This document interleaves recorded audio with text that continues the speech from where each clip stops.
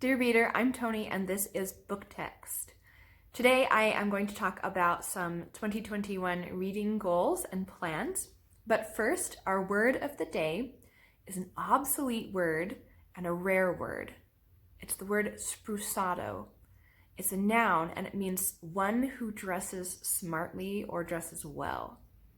I am not a sprusado, but I do enjoy looking at sprusados for inspiration. I hope that if you are a sprusado, you know you inspire me.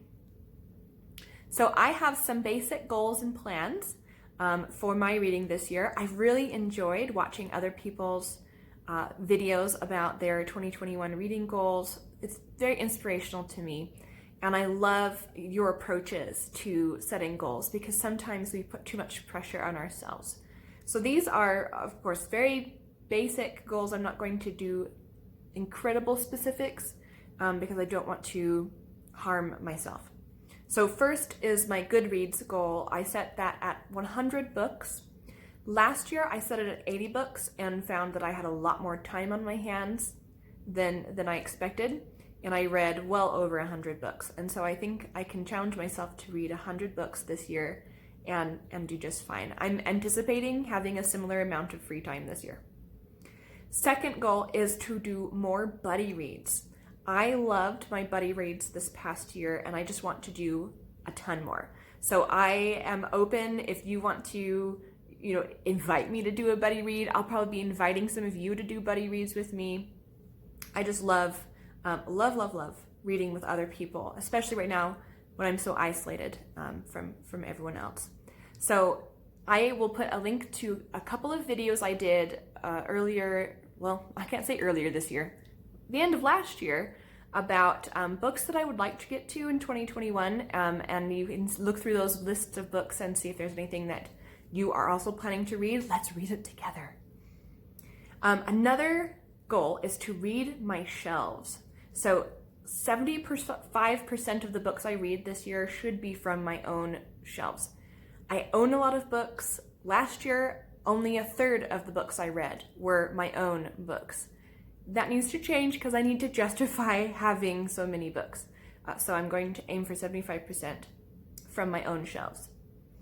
I also want to diversify my reading, but in this past year when I tried to diversify, I was kind of foundering. I wasn't really enjoying my diversifying experience.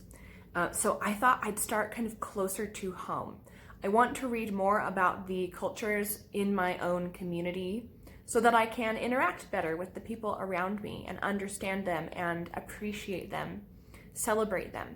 And then I think once I'm safe with my community at home, then I can push further abroad. So my community is very Latino. Just down the street from me is the church building where I go to church. And there's actually 3 congregations that meet there at different times, other than pandemic times, but an English-speaking congregation, Spanish-speaking one, and a Portuguese-speaking congregation, because we have a lot of immigrants from Brazil. So I would love to read more Latinx literature. I've identified some authors that just sound interesting to me. Daniel Jose Older, Pam Munoz Ryan, Isabel Allende, Jorge Luis Borges, and others. So I welcome any recommendations you have for that. The other aspect of my community is that it is very indigenous. So not just Native Americans, but also Polynesians. So I would love to read more, and you guys have actually already given me some indigenous writing recommendations, but I'm open for more. So I want to read my community. Then I'm participating in 2 read-alongs on Instagram. One is we're reading one Thomas Hardy novel a month, and the hashtag is 2021 Thomas Hardy. So you can look that up and see kind of the list that we're reading through. There's a schedule, one a month. So I'll read 12 Thomas Hardy novels this year. And the other read-along is hashtag Trollope in Barsetshire 2021, and we're reading through Anthony Trollope's Barsetshire series. I actually started that last year, and so I'm going to skip January and begin in February, but you're welcome to join in with that. Then I have some kind of fun reading.